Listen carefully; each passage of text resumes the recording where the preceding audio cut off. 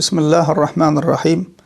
الحمد لله رب العالمين، والصلاة والسلام على رسولنا محمد وعلى آله وأصحابه أجمعين. Hormatly musulman doganlar, bugünkü dersimizde toslama ve sahih hadisler barada gurruna ders. Näme üçin bu meselenin üstüne durup geçmek isledik? Sebebi musulman doganlar köne döwürlerde bolşýaly bu atam bidgatçy mollalar. Bidgatçy diýänimiz dine delilsiz täze zatlar goşýan kişiler ýa-da ayet we hadis öz kellesine görä düşünürip dine täze düşünje inanç ýol ýörelge amal goşýan kişilere bidgatçy diýilýär. Bidgatçy mollalar, bidgatçy pirler din düşmanlary. Peygamberimiz sallallahu aleyhi ve sellemin adından diýmedik zadyny diýdi diýip, hadis diýip käbir sözler ýaýradýarlar. Ve bu da orada musulman doganlar bu yalan gurrunlar internetin üstü bilen öňküdenem çalt ýaýraýar. Şol sebäpli şu meseleni musulman doganlarymyza ýatlatmak isledik. Şu wagt käbir musulman doganlarymyz halk içinde hadis diýip ýaýran sözleriň hemmesi dogry diýerler. Ýa-da internetde hadis diýip söz okasa şonu anyklaman derrew paýlaşýarlar. Sebebi musulman doganlar hadis diýilse hemmesi dogrudur diýip pikir edýärler. Peygamberimizin sallallahu aleyhi ve sellemin adından düzülen yalan bolup biler diýip kellesine gelmeýär. Hatta şeýle bir waka bolup geçýär, bir ýaşulyň biri çykyp Peygamberimizin adından Peygamberimiz sallallahu aleyhi ve sellem şeýle diýdi diýip bir hadis aýdýar. Emma o aýdýan hadisi toslama hadis, hiç bir kitapda ýok. Şonda bir din uğrundan azda kene başı çykýan oglundan biri çykyp ýaşuly, bu aýdýan hadisiň toslama asly esasy ýok diýse, Peygamber emir toslama hadis aýdarmy diýdi. Yani ýanky benden kellesine gelmeýär Peygamberiň adyny ullanyp birileriniň ýalan düzüp biljekdigi we şeý musulmanlaryň arasyna ýaýradýanlygy kellesine pikirine gelmeýär, oýuna gelmeýär. Şonuň üçin hem Peygamberiň sallallahu aleyhi ve sellem aýdan söz hadis diýse ananyp goýberipdir. Kadim döwürlerden başlap musulman doganlar akidesi bozuk adamlar, jahil yani din hakkında bisawat adamlar, bidgatçy ýasama mollalar, bidgatçy pirler, islamy öz bahwidi üçin ulanmak isleýänler, din düşmanlary, islam adyndan, Peygamberimiz sallallahu aleyhi ve sellemin adyndan yalan we esasy bolmaýan gep gurrunlar ýaýradypdyrlar.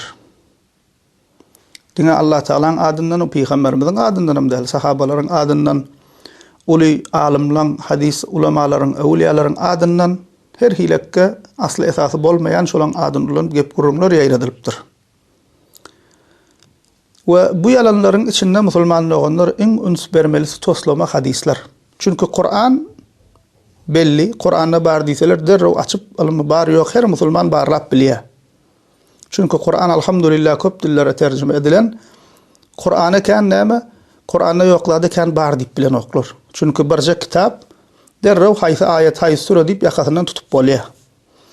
Emma hadisleriň sany kän, müňlerçe, ýüz müňlerçe hadis bar, hadis kitaplarynyň sany kän, her kimiň birini okap, barlap, dereňep aslyny tapyp durmaga güýji ýetip duran ok bilýän, arab dilini okayan biri bolaýmasa.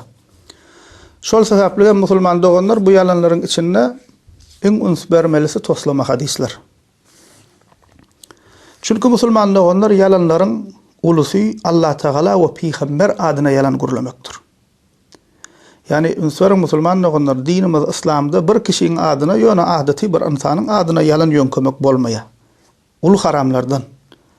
Emma Allah Teala'nın adyna diýmedik adyna diýdi diýip Allah Teala'nın adyndan gurlamak ýa-da Peygamber sallallahu aleyhi ve sellemin adyndan gurlamak haramlyk hasym näme?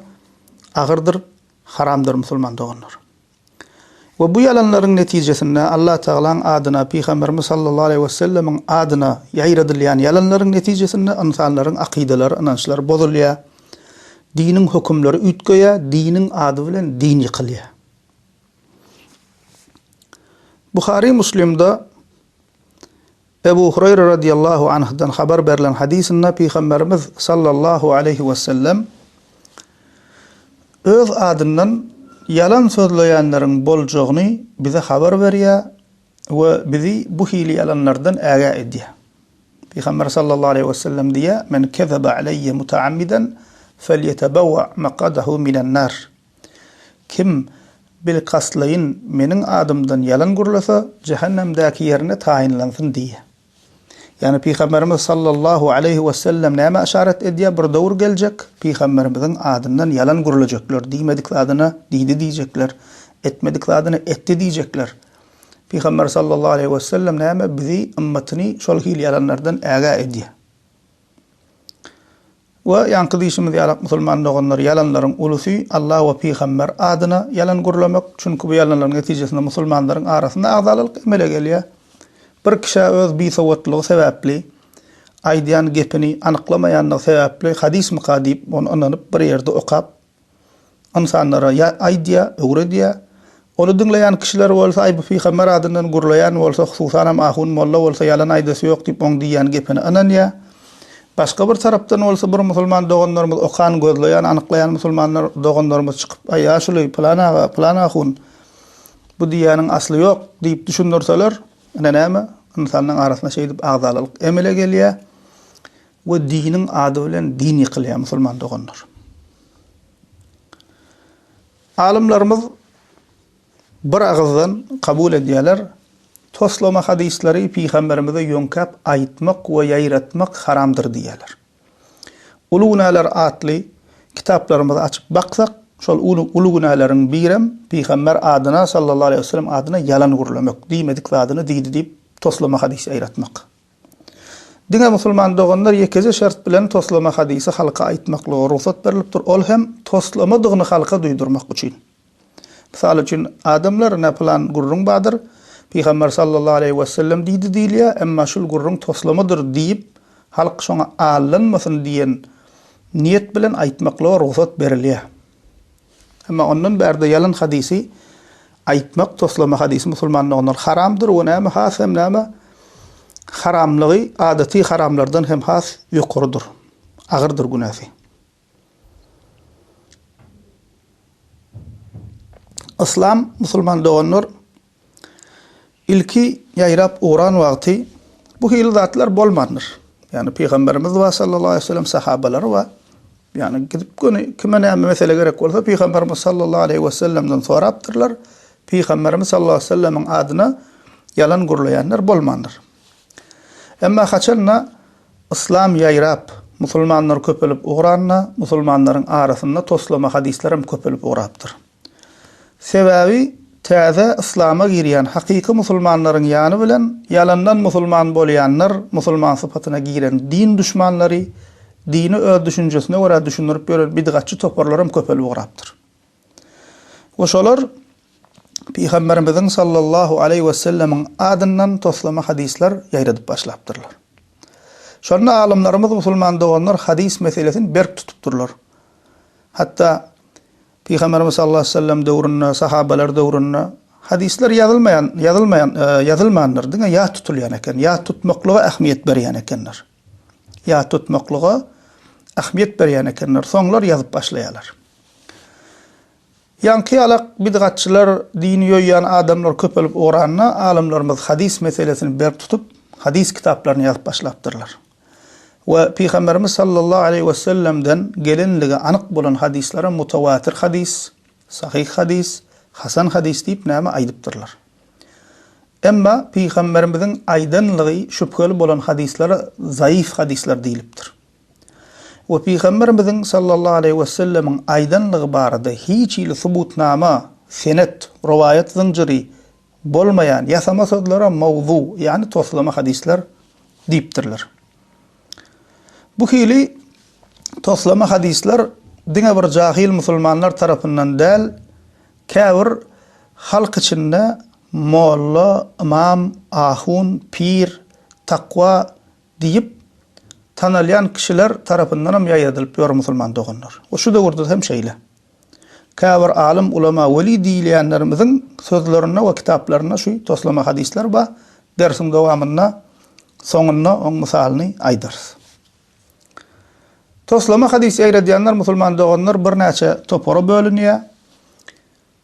Käbirleri belli bir kişini övmek üçin, Käbirleri belli bir yeri övmek üçün ýa-da belli bir iýmiti övmek üçün, käbirler ýaşan döwründäki paçça ýaranmak üçün, käbir bidgatçy toparlar öz öňe sürýän düşünjesini dogurlamak üçün ýa-da edýän bidgat amalyny dogry görkezmek üçün hadis toslap düzüpdirler. Käbirler bolsa halkyň ünsüni özüne çekmek üçün, awray gazanmak üçün toslama hadis düzüpdirler. İslam düşmanlary hem musulmanlary agzala etmek üçün toslama hadis düzüpdirler. Tarihte we şuň kunna toslama hadis ýaýradan toparlar barada aýry-aýry durup geçsek musulman doganlar toslama hadis ýaýradan toparlaryň esaslar barada aýry-aýry durup geçsek şolaryň birinjisi musulman doganlar bidgatçy fırkalar. Musulmanlaryň arasynda Şiğa, Harijiler, Cehmiyeler ýaldyrly adaşan cemaatlar, fırkalar emele gelýär. Sektalar günümizin dili bilen aýtsak. Ve bu toparlar öz düşüncelerini dogry görkezmek üçin toslama hadisler düzýärler. Çünkü bu bidgatçy toparlaryň öňe sürýän düşünjelerini musulmanlar Kur'an-ı Kerimden we sahih hadislerden delili ýok. Şuň kunada şeýle islenlik bir bidgatçy toparyny tutuň ýakasyndan ýapyş, edýän işin Kur'andan we sünnetden delil bam diýsen, delil ýok. Onuň näme dip başlaýar ýa Kur'an we sahih hadisler öz düşünjesine göre düşünürip, ol mesele değişli bolmayan ayet hadis ol mesele değişli ýaly dip görkezýär. Ýa-da mışmışlar bilen ýok zatlar özüne delil tutup näme şeý dip öz düşünjelerini dogry görkezjek bolýarlar. Ýanky bidgatçylar musulman doganlar öňe sürýän düşünjelerini Kur'an we sahih hadislerden delili bolman üçin öz dine goşan düşünjelerini dogry görkezmek üçin toslama hadis düzüp başlaýarlar. Ve toslama hadisler köp ýaýradan fırkalaryň biri musulmanlar şiğalardır. Orsça şiit diýilýär, biz şiğa diýär, arapça şi'a diýerler. Şiğalardır. Şiğalar musulman doganlar özlerini näme diýerler? Biz ähli beytin, ýani Peýgamberimiz sallallahu aleyhi ve sellemiň maşgalasynyň Hazreti Aliň, Fatmaň, Hasan we Husaýnyň izine düşýäs, şolaň ýolundan ýöreýäs diýerler. Ve öz ýollaryny, öz düşünjelerini dogurlamak üçin kän hadis düzýärler. Mysal üçin şolardan biri goýa Peýgamberimiz diýenmiş, sen we tarapdarlaryň jennetidir diýipdirmiş Ali radiyallahu anha. Bunu näme üçin diýerler? Yani kim şiğa bolsa şolar jennetidir diýmek üçin. Ýa-da Hazreti Ali'ye seretmek ibadetdir diýenmiş goýa Peýgamberimiz ki hemmesi ýalan hiç bir hadis kitaplarda ýok. Hazreti Ali'nin, Hasan Husaýnyň ähli beytiň fazileti, ähmiýeti barada kän sahih hadisler bar. Emma olar şoňa da qaýil bolman, çünkü özler täze düşünjeler goşýarlar dine. Şol düşünjeleri dogry etmek üçin kän toslama hadisler düzüpdirler we şuňa meňzeş bu birje misaly. Yani kıdişim bel Hariji, Cehmi diýdi, Mu'tazili diýdi, Qadari diýdi, bir sürü musulman doganlar bidgatçy toparlar bolupdyr. We şolaryň her biri gerek ýerine özlerini düşünjelerini dogurlamak üçin näme özlerine gerek ýerine Allah Taala'dan gorkman toslama hadis düzüpdirler, ýaýradypdyrlar. Toslama hadis ýaýradan ikinji topar musulman doganlar İslam düşmanlary. Dinimiz İslam gysga wagtda çalt ýaýraýar. Ve musulmanların sany köpelýär. İslam düşmanları bolsa bu ýagdaýdan bir rahat bolup musulmanlara karşı görüşýärdiler. İslam düşmanlarynyň käbirleri musulman sypatyna girip takwa, weli adam sırap musulmanlaryň arasynda toslama hadisler ýaýradýardylar. Maksatları näme? Musulmanlaryň şu toslama hadisleriň uslu bilen musulmanlaryň akidalaryny bozmak, aralaryna fitne fesat çykarmak, bulaşyklyk emele getirmek. Ayna biri bir zat diýär, o biri başga bir zat diýär diýmek. Halkyň içinde musulman doganlar şüphe döredýärler, şoňa meňzeş toslama hadisleriň usulen. İslam düşmanlary. Mysal üçin tarihte ýaşap geçen şol İslam düşmanlarynyň biri Abdülkerim ibn Awja diýilen kişi.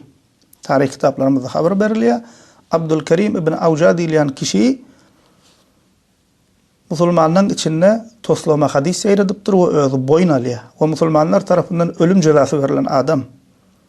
O şol adam özüniň 4000 hadis düzdüm diýip, toslap düzdüm diýip boyun alýar. O hadislerde halaly haram, haramy bolsa halal edip görkezdim diýär. Bu birje misal musulmanlar tarihten ki tarihte de buňaly kişiler kän bolupdyr we şuň kunda da bar. Misal üçin Arabistandan gelen hat Awa Peygamberimiz şeýle diýipdir, planoýa paýlamaly islam düşmanlarynyň edýän işi şol. Awa paýlamasaň başyňa bela gelýär, näme gelýär diýip näme? Bu barja misaly kän şoňa meňdeş asly esasy bolmaýan gurrunlar we islam düşmanlary tarapyndan ýaýradylýar. Üçüncü topar musulman doganlar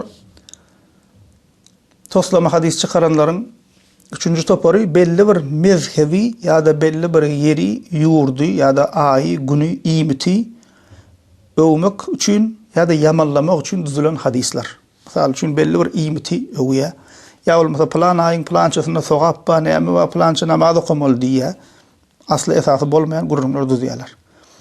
Misal üçin Ebu Hanife rahmetullahi aleyhi öwjek diýip we İmam Şafii rahmetullahi aleyhi ýamannajak diýip we musulmanlar şoň üstüne agzala etmek üçin şeýle bir hadis düzüpdirler. Bu kişiler diýipdirmiş goýa Peygamberimiz yekunu fi ummeti rajulun yuqalu lehu Muhammed bin İdris adarru ala ummeti min iblis. ويكون في أمتي رجل يقال له أبو حنيفة هو سراج أمتي. Goýa Peygamberimiz şeýle diýermiş diýerler olar. Ümmetimden Muhammed bin İdris diýip bir adam bolar. Muhammed bin İdris İmam Şafii Allahyň rahmet etsin. Dogly ady Muhammed bin İdris. Ümmetimden Muhammed bin İdris diýip bir adam bolar. Ol ümmetime iblisden hem has ziýanlydyr. We ýene de ümmetimden bir adam bolar. Ady Ebu Hanife'dir. Ol ümmetimin nurudur, çırasıdır diýip näme? Yalan we toslama hadis düzüpdirler. Goýa Ebu Hanifany öwýän ýalak rahimahullahi we näme? İmam Şafii'ni ýamanlaýan ýalak. Näme üçin maksat näme? Ebu Hanife rahmetullahi öwüp insanlar oň tarapyna çekip İmam Şafii'ni ýigrendirmek. Kim bunam näme? Ýanky ýalakka ýa mezhep taassubçylary edýär ýa-da din düşmanlarynyň bir toporlar edýär bu işlere. Ya olmasa musulman doganlar ýene bir misal el-bazinjan lima ukila leh diýenmiş goýa Peygamberimiz. Badamjan näme üçin ilse oňa şypadyr diýipdir ki ulamalarymyz aýdýar bu toslama hadis. Bir badamjan satçak golpurunyň biriniň düzen zady. Hawa badamjan näme üçin ilse oňa şypadyr diýenmiş diýär. Toslama hadis düzenleriň musulman doganlar ýene bir topory wagzyçy, kyssaçylar. Halk içinde şöhret kazanmak, at kazanmak için halka wagt edýän kişiler bolupdyr. Olar kyssaçy diýilipdir.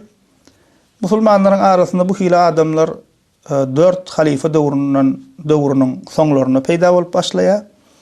We ümmetiň içinde musulman ýurtlaryna bu hili adamlaryň sany köpelýär. Bu hili adamlar halky joşdurup wagt etmegi kär edinýärler özlerine. We bu kyssaçylar daşyndan adamlar üýüşdükçe beter ýene daşyndan adam toplamak üçin adam üýşürmek üçin hekaýeler gurrun berip halkyň ünsüni özüne çekip ütköşük gen hekaýeler toslap düzüpdirler.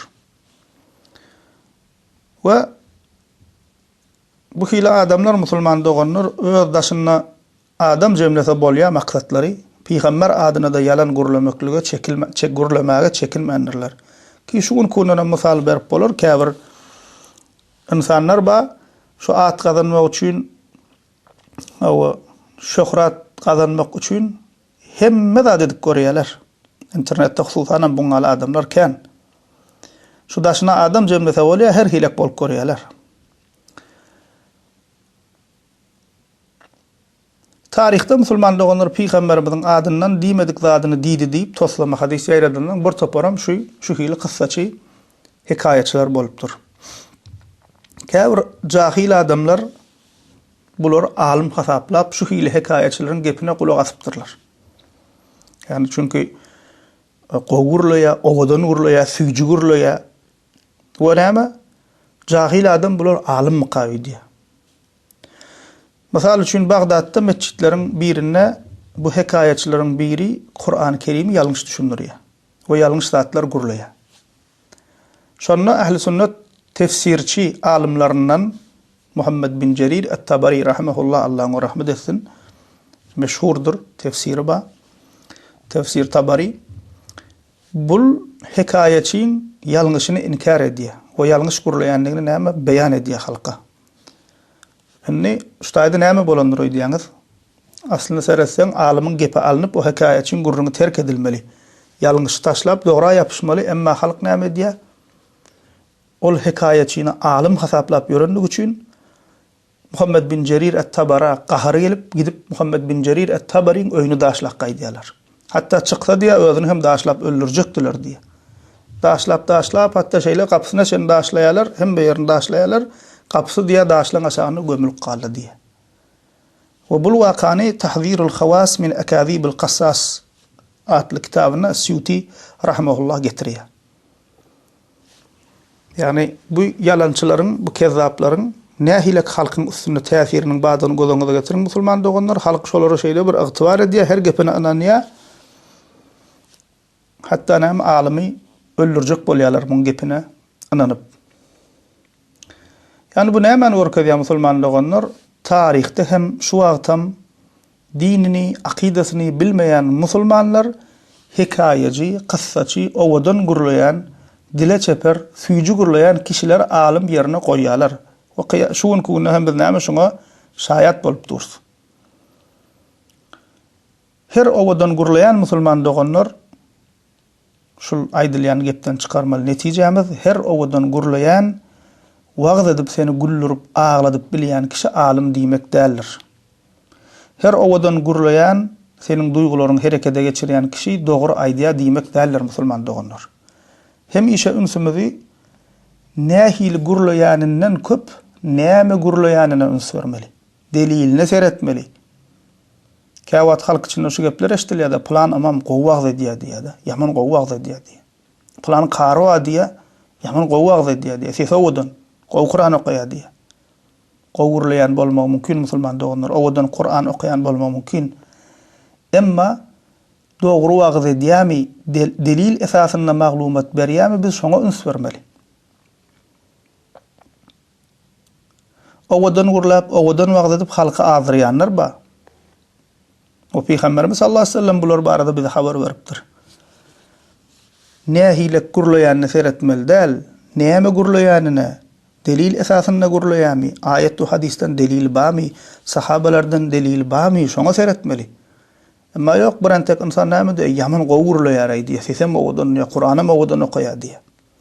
Peygamberimiz sallallahu aleyhi ve sellem näme diýe? Ebu Davud'da, Tirmizi'de, Thawban radiyallahu anh'tan haber berilen hadisinde İnnemâ ahâfu alâ ümmeti el-eymmetel muzallin.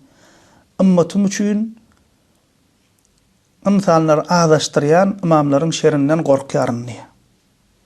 İmam, müftü, qari, seseme odun, plan mescidin imami, plan mescidin müftülüğünde işleye, vazifede veriliptir. Kur'an'ım yattan bilye. Halk inan ya da şuna eyyam şunu tanamasa da bilmese de din o şu atları eşse halk eyyam şuna %50 inanç bilen şoň gepini dinläp başlaýar. Emma ümmeti azlaşdyrýar. Bu hadisin İmam Ahmed'de gelen rivayetinde Peygamber sallallahu aleyhi ve sellem diýär: "Ümmetim üçin Deccaldan beter azlaşdyrýan imamlaryň şerrinden gorkýan." Gynansak da şuun kuuna şul adamlar gatykan we ýanky qyssaçylaryň wakasynda bolşýarlar halk alim ulamaň sözüne däl, owadan gurlayan, halky joşdurýan, süýjü gurlayan adamların gepine allanýar. Ay Peygamberjan şeýdipdir, ay näme dipdir dip şum jorup aglap eňrep gurlayan insanyň gepine allanýar. Ondan sen gidip haqqy aýdýan, bu adam akida garşy gurlaýar, bu ähli sünnete ters gurlaýar, Qur'an we hadise ters gurlaýar. Qur'an we hadisden 4 mezhepden delili ýok diýen bolýar, näme diýerler on gepine ananyp sen Wahhabi diýär, ay sen Selefi diýär, ýa sen bir zat dip sana atdyk goýberýär. Gynansak da şuun kuwunna şu ýagdaýa şaýat bolup otursun musulman doganlar. Başga bir waka İmam Ahmed bin Hanbal bilen İmam Yahya bin Ma'in'in başına gelýär. İmam Ahmed bin Hanbal kim diýenler? Hanbali mezhep, Ahl-i Sünnetde 4 san fıkhi mezhep ba. Şoň biram näme? Hanbali mezhebi. İmam Ahmed bin Hanbal'in fıkhi mezhebi. Ve muhaddis, ul hadis alimlerden. İmam Yahya bin Ma'in hem İmam Ahmed'in eginnesi bul hem Ahl-i Sünnet'in ulu imamlarından. Yani İslam tarihinde barmak basıp ulamalar sana diýsen, şolun birileri mana şol imamlarımız. İmam Ahmed bin Hanbal bilen Yahya bin Ma'in'in başına şeýle bir waka gelýär. Bir gün Bagdad'ın Er-Rusafa mescidinde İmam Ahmed bin Hanbal bilen Yahya bin Ma'in namazlarını kılýarlar. Namazlarını kılıp bolanlarından soň bir görseler, şol helki hekayeçi, wagazçy kişiler diýdi-ga, şolardan biri mescidin bir tarapynda kursa çykyp halka bir zat gurrun ber oturdy gyzygyp. Şonu diýe bir gulak assalar näme diýäkä diýip İmam Ahmed bin Hanbal bilen İmam Yahya bin Ma'in maňa şeýle hadis aýtdy diýip gurruna başlaýan adam, kyssaçy, hekayeçi. We uzun hadis gurrun berýär, geň taň üç köşüge bir waka gurrun berýär. Bu ýagdaýa şaýat bolup oturan İmam Ahmed bilen Yahya bin Ma'in kyssaçy gepini aň-taň bolup dinleýärler. İmam Ahmed bin Hanbal, Yahya bin Ma'in bir-birine seredýärler-de, sen bu hadisi aýtdyňmy diýe. Yani sen beýle bir hadis rivayet etdiňmi Peygamberimizden diýip bir-birine soraýarlar. İkisem bir-birine diýe ýok, birinji gezek şu ýerde eşitdik diýerler. Ýanky kyssaçy waglyny gurrumyny gutarandan soň Yahya bin Ma'in rahimehullah ona işaret edýär-de ýanlaryna çagyrýar. Bu ýanky adamam gelýär, sen bu hadisi kimden eşitdiň diýip soraýar. Ol kyssaçy diýär, İmam Ahmed bin Hanbal bilen Yahya bin Ma'in'den eşitdim diye. Yahya bin Ma'in ona seredýär-de, ina mena diýär Yahya bin Ma'in diýär. Bu bolsa Ahmed bin Hanbal diýär. Emma biz hiç açan Peygamberimizden bu hil hadis riwayetem edemzok, aýdamzogum, bilemzogum diýär. Şonda ýanky kyssaçy hiç hili ütgemän, yüzem gyzarman, men Yahya bin Ma'in diýilýäniň bu derejede akmakdygyny bilmeýärdim. Emma inni bildim diýär. Näme dünýäde sizden başga Ahmed bin Hanbal bilen Yahya bin Ma'in ýokmy? Men 17 sana Ahmed bin Hanbal bilen Yahya bin Ma'in'den hadis ýazyp aldym diýip jogap berýär. Kyssaçyň bu beren jogabyna İmam Ahmed bin Hanbal utanyp ýüzüni ýapýar we Yahya bin Ma'in'e diýär goýber onu gitsin diýär. Yani buň bolup oturuşundan, buň ýalan sözläp oturuşundan özleri utanýar. Yahya ýanky kyssaçy heşelle kakyp diýär ýanlarynyň gitdi diýär. Ene musulman doganlaran yüzü eşeğin hamındanam galyň diýilýär, ana şu hili şul bidgatçy adamlar. Köp sada musulman düşünmeýär bulan haly ýagdaýyna. Şuň kunada şeýle Kur'an'da ýoklada bar diýip oturýarlar, Peygamber sallallahu aleyhi ve sellem'in diýmedik zadyny diýdi diýip oturýarlar, ähli sünnet imamlarynyň etmedik zadyny etdi diýip oturýarlar, hadisler öz kellesine göre düşündirip oturýarlar, özüm kim biz öwliýa, biz pir, biz sopy bir zat diýip ondan bir musulman benne çıkıp şulara şöyle diýany ýalňyş diýse, seni ýalňyş edýär. Ay sen Wahabi, sen näme ol bulup halky seni üstüne kuşgurýar. Öz ýalňyşyny boyna almaklyň ýerine. Näme musulman donar şu hile adamlar öňem bolupdyr, häzirem bar. Toslama hadisi ýaýradýanlaryň bir topary mena şu hile adamlar musulman donar. Toslama hadis ýaýradýanlaryň ýene bir topary halky sogaby işe çağırmak bahanasy bilen toslama hadis ýaýradýanlar. Ki bu topardaklar diňe bir toslama hadis ýaýratmandylar, özleri hem düzüpdirler we onu dogry hasaplapdyrlar. Şeýle bir jahil molla ahunlar bolupdyr tarihda, halky ýagşy işe çağırjak diýip dogry ýalňyş diýmän, ay netijede halk ýagşy işe sogaby işe gelse bolýar da diýip yalan hadis ýaýratmak we düzmekli halal hasap edipdirler. We olara haçan näme üçin beýdiýäňiz diýilse, biz Peygamber adyna dinine ziyan bermek üçin yalan sözlämiz ýok, biz Peygamberiň dinine çağırmak üçin yalan sözleýäs, şonuň üçin bu halal bolýar diýip inanypdyrlar. Misal üçin İmam Newawi Sahih Muslim'in şerhinde aýdýar, bidgatçylardan Kerramiýe diýip bir topar diýär, Kerramiýe diýilen bir topar. İnsanlar ýagşy işe çağıryp ýaman işden uzaklaşdyrmak üçin Peygamberimiziň sallallahu aleyhi we sellem'in adyndan toslama hadis düzmegi dogry hasaplaýardylar diýär. We özüni zühde degişledip görkezýänleriň köp bölegi bularyň aýdanynyň ýyzyna düşdi diýär. Özüni zühde degişledip görkezýän diýenler ay biz sopy, biz öwliýa falan ni palkyň gözüne ol şeýdip takwa adam sırap ýörenler we sopçylyk tasawwuf ýene bir zat diýip. Şoňa meňzeş kişiler hem diýär bularyň ýyzyna düşdi şu meselede diýär. Tarihda şu hili adamlaryň biri kitaplarda ýok hadisleri ýaýradýar. Şonda ondan bu hadisleri plan kes aýtdy diýen bolin okuwçylar bu hadisden habary ýok diýerler. Yani planyň planyndan eşitdim diýip hadis ýaýradýar. O adamlaram diýe plandan eşitdim diýen bolyn, o plan diýeniň okuwçylarynyň bu hadislerden habary ýok. Sen nerden aldyň diýilenne boyun alýar. Diýär ki, halk fıkhi meseleler bilen meşgul bolup, yani fıkhi meseleler diýenimiz halal, haram, orazan näme bozýa, bozmaýa, täret näme bozýa, bozmaýa, namazyň farzy, sünneti, mustahaby diýişýärler, şu meselelere fıkhi meseleler diýilýär. Halkın diýä fıkhi meseleler bilen meşgul bolup, Kur'an okumak taşlandygyny gördüm diýä, o halky Kur'an okumagy howaslandirmek üçin toslama hadisler düzdüm diýä. Ay plan surany okusaň plan sowap, plan surany okusaň plan sowap ki bu meselede sahih hadisler bar. Emma näme buňa da kanaat etmän beterem halky Kur'ana çağırjak bahanasy bilen toslama hadis düzýärler. O özleri boyun alýarlar şunu.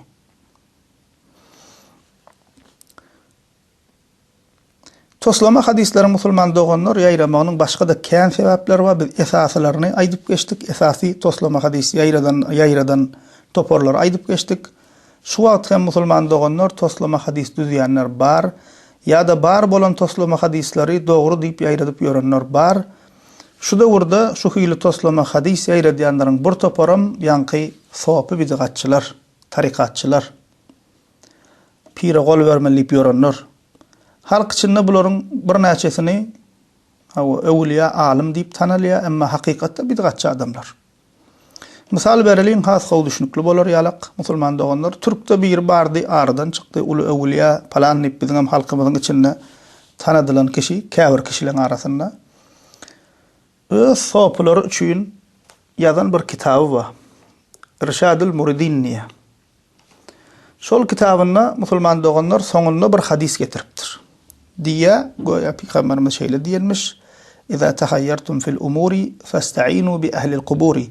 İşleriňiz bulaşan wagty, dar ýagdaýda kalsaňyz, kabrdaklardan ýardam soraň diýenmiş Peygamber sallallahu aleyhi ve sellem. Ki bu hadis toslama hadis, toslamalygy bir ýana Kur'ana ters. O göni şirk bolan amaly çagyrýar. Yani gözüňize ýetiriň musulman doganlar şeytan adamlar nähilek allaýa. Yani Peygamberimiz sallallahu aleyhi ve sellem adyna düzülen toslamadygy bir ýana, ol toslama hadisiň üstülen adamy göz görünje şirke çagyryp oturýarlar. Bu hadisin misal üçin batyllygyny aýdýan ulamalarymyzdan biri Mahmud Şihabuddin Ebu Sana el-Alusi, tefsir Alusi'nin yazar müellifi. Maide surasının 35. ayetini düşündürende tefsir edende şu taýda diýär: "Şul hadis barada, toslama hadis barada, ve huwa hadisun muftara ala Rasulillahi sallallahu ta'ala aleyhi ve sellem bi icma'il arifin bi hadisihi lem yerwihi ahadun minel ulema ve la yujad fi şey'in min kutubil hadisil mu'tamedeti."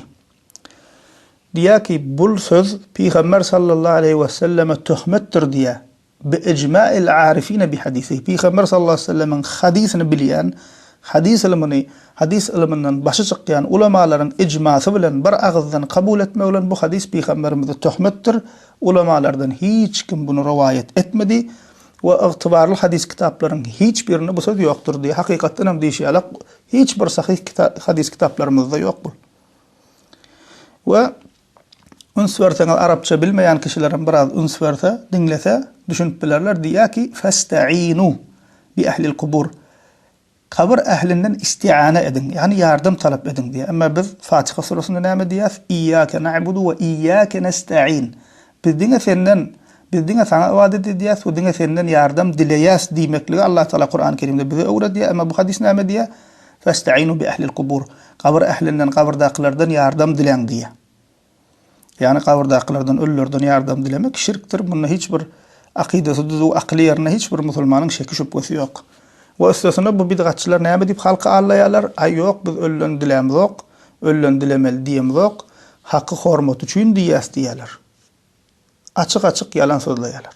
Haqqy hormat üçin diýmek başga bir zat, göni ölülerden ýardam dilemek ikisi diýünden biri-birinden tapawut ýerlen goýak ýer zat. Emma halky näme diýip allaýarlar? Ýok, biz haqqy hormat üçin diýäs, wesile diýäs, ölüden dilap barmy diýip kezaplyk edýärler, emma kitaplaryny öz pirlerine toslama hadis ýazyp goýupdyr.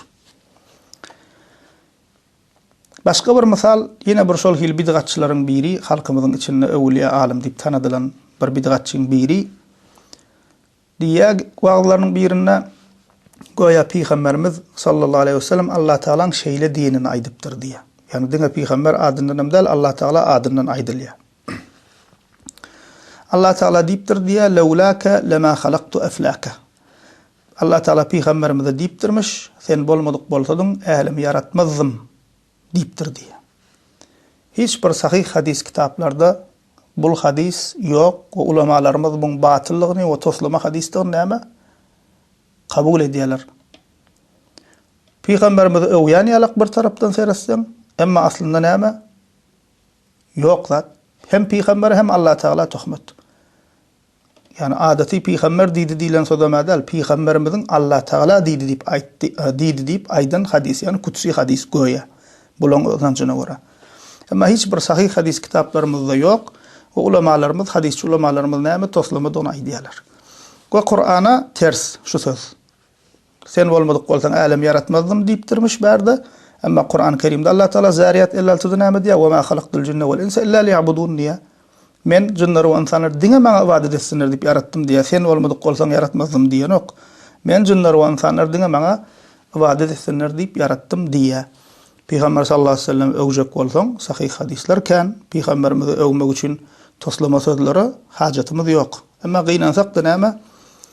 Alim ulama diýip borulan adamyna halkyna çykyp şunu görüň berýär. Onuň bunu dinläp ýören adamyň kellesine gelen okmaň sözüni tartyp gözlemek, näme diýdi, näme goýdy diýmek hiç kellesine gelmeýär. Anyny goýy berýär. Şuň ýene jemaatinden şuň okuwçysy diýsegem bolýar. Şeýle bir gurrun aýdýar wagtlaryň arasynda. Goýa Peygamberimiz diýenmiş, "Kullu bid'atin zalala illa bid'atan fi ibada." Her bid'at azgynlykdyr, diňe ibadetde çykarylan bid'at azgynlyk däldir. Ününsörün musulman doganar käbir hadis diýip ýaýradylýan sözleriň başyndan soňra çenini toslama, käbir toslama hadisler bolsa hadisin bir başı dogry, soňy ýalňyş. Ýa-da soňy dogry, başı ýalňyş. Ýani dogry hadise getirip ýalan söz goşýarlar. Kullu bid'atin zalala meşhur kan hadis kitaplarda geçýär. Her bid'at azgynlykdyr diýilen söz Peygamber sallallahu aleyhi ve sellem sahih hadislerinde geçýär. Kan emma soňuna goşulan bölejigi we illa bid'atan fi ibada diňe ibadetde goşulan bid'at azgynlyk däldir diýen sözi ene Peygamberimize ýönkelen töhmet. Onda bu hadise wara näme netije çykýar? Ibadetlerde bid'at goşup berseň ziýany ýok diýen netije çykýar ki şu hadise inanyp halka gurrun berip boran adamlarym dinine bid'at çykaryp berler, özleri bid'atçy. Ene musulman doganlar bu diňe bir näçe mysal. Bu diňe bu toslama hadislere misallar. Hadislerden başga da dogry bolmayan gepler kan, misal üçin bid'atçy ahunyň bir çykyp diýär, Ebu Hanife mevlid belläpdir diýär. Daşar ýurtdaky bid'atçylar, Arap ýurtlarynaky bid'atçylar mevlidin soňradan çykanlygyny, şiğalaryň tapandatdygyny aýyony näme gowzatda diýip edýäsip boyun alýarlar. Halka anlamaýarlar Ebu Hanife edipdir, plan edipdir diýip özler tasdiq edýär. Olaň döwründen soň orta çykan zat diýip. Emma Türkmenliň içindäki käbir bid'atçylar bu Türkmen halkyny sada görýärmi, aýa näme diýsek inanyp durar diýip aýdýarmy, näme netlen edýär Allahu alem. Utanman çykyp Ebu Hanife mevlud belläpdir diýip halkyna çykyp gurrun berýärler.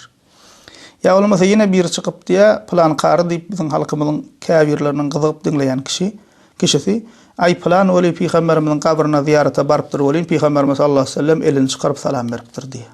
Şeýdi bir toslama keramet gurrun berýär ki kerametler hak ähli sünnetin akidesi.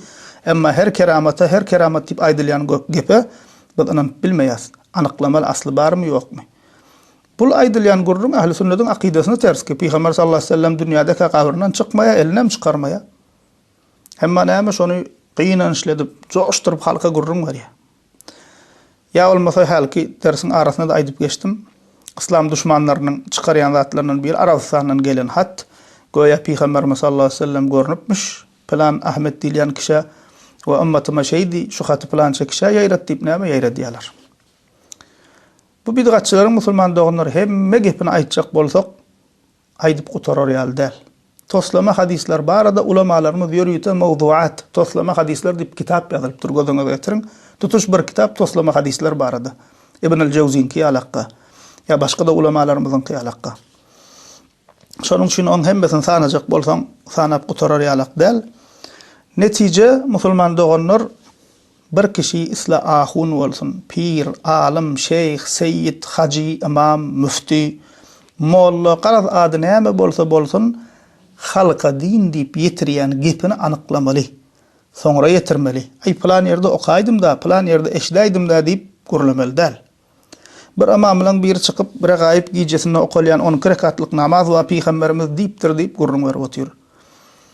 Ulamalar şol hadisin toslamadygyny aýdandygyny bir kagaza çykaryp ertesi gün eltip berdimine ama maga şeýle bu diýen zadyna yok we biziň ähli sünnet ulamalarymyz, ullakan hadisçi ulamalarymyz İmam Newewi ýa-da buňa toslama diýip aýdypdyrlar diýse, ay bu nefil bolýar diýer. Nefil bolarmy? Hadise toslama, hadise esaslanyp edilýän zat nefil diýip kim aýtdy? Indi şol öz ýalyňyşyny örtjek bolup nefil bolýar, näme bolýar diýip näme arada ýutjak bolýar. Gynansak da näme musulman doganlar ahun alim diýip görenden, imam diýip görenden şey diýip şu hadislerini anyklaman halka gurrun berip ýörler. Onun janiyanynyň biri barp berdin düşündirjek bolýar, onun gepini anyklaman Wahhabi diýip at takyp goýup berýär. We biz musulmanlar her peýgamberimiziň adyndan bir zat ýaýradylsa şol gepi anyklamaly. Hususan bu döwürde, öňkü döwürde adamlaryň bir özüri bar, telefon ýok, soraw edip bolan ýok, internet ýok, zat ýok.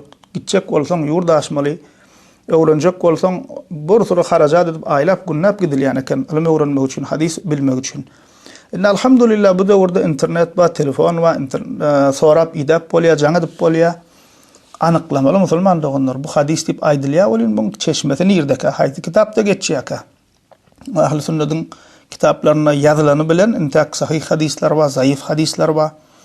Käbir ulamalar hadisler kitabyna ýazyp goýupdyr. Näme üçin? Bu zaifdygyny, gowşakdygyny biliň diýip ýazyp goýupdyr, onuň ynanyň diýip ýazmandyr. Ya toslama hadisler ýazyp goýupdyr, näme şoň toslamady halk bilsin diýip ýazyp goýupdyr. Şonuň üçin näme musulmanlar anyklamaly, nirdedigini bilmeli, gonu inanmaly däl, soraşdyrmaly. Ya-da internetde bir zat görsek näme şonu bilýän kişilerden anyklamaly, gonu paýlaşmaly däl. Peýgamberimiz diýipdir diýse, gonu paýlaşyp goýberýärler, aşagyny hadisi şerif diýip dur. Haýsy kitap kim riwayet edipdir, hiç zady ýok. Hawa.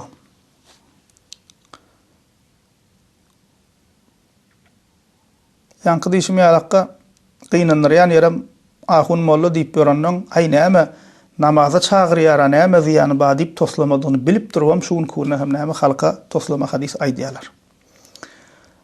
Alimlerimiz, musulman doganlar toslama hadisler Peygamberimize ýönkäp aýtmak we ýaýratmak haramdyr diýerler. Dersiň başynda da aýtdym. Diňe toslamadygyny halka bildirmek, tanatmak üçin aýtmakla ruhsat berilýär. İmam Newewi Sahih Muslim'in şerhinde toslama hadisler barada şeýle diýär. Qala an-Newewi rahimahullah fi şerh Muslim. Newewi rahimahullah Muslim'in şerhinde şeýle diýdi. Yahrumu riwayatul hadisil mawdu'i ala man arafa kawnahu mawdu'an أو غلب على ظنه وضعه فمن روى حديثا علم أو ظن وضعه ولم يبين حال روايته وضعه فهو داخل في هذا الوعيد. بركشينن ديا بر حديثن toslamadygyny bilenden soň ýa-da öz zannyna görä, öz gözlegleriniň netijesinde şoň zanny galibine göre şüpheli toslamadygy barada şüphesi bar bolsa, şonu diýär ýaýratmaklygy, rivayet etmekli haramdyr diýär. Kim bir hadisin toslamadygyny bilip ýa-da zannyna göre şoň toslamadygyny bilip, oň toslamadygyny beýan etmese, onda şol kişi diýär Peýgamberimiziň hal dersiň başyna aýdan hadisimiz bar. Kim meňe adyma bil kaslayın diýmedik adam diýdi cehennemdäki ýerine taýin bolsun diýip gorkuzan hadisi var. Şol hadisin içine girýän adamdyr diýär. Şol hadisde aýdylýan sözüň aşagyna girýän adamdyr diýär. Mundarij fi jumlatil kazibin ala Rasulillah sallallahu aleyhi ve sellem. Peýgamberimize yalan ýönkan adamlaryň hataryna girýän kişidir şol diýär. Ve yedullu aleyhi eýdan al-hadis as-sabiq. Ýene de diýär, buňa diýär şu geçen hadisam işaret edýär diýip أيديا من حدث عني بحديث يرى أنه كذب فهو أحد الكاذبين. Peygamber sallallahu aleyhi ve sellem diye başka hadisinde kim yalanlığını bilip durup menin adımdan hadis aýtsa, hadis rivayet etse iki yalançyň biridir diye. Demek şu taýdan näme belli bol musulman doganlar? Inne o halk köpçülüge bilmänler, eşitmänler oňa gurrungy aýry. Bilip otyr, käbir ahun ulama diýenen şol hadis toslama diýenen bolyn şonu da aýny emes ýani we halky namaza çagyrýar diýip aýdyp ýörenler haram iş edip ýörler. Şonuň üçin musulman doganlar elimizden geldigiçe şu meseleni düşündirmäge çalışdyk. Allah Taala hemmemize tawfik bersin. Ýalňyşa düşüp ýören musulmanlara da Allah Taala hidayet etsin ve bize sebat bersin. Elhamdülillahi Rabbil alemin.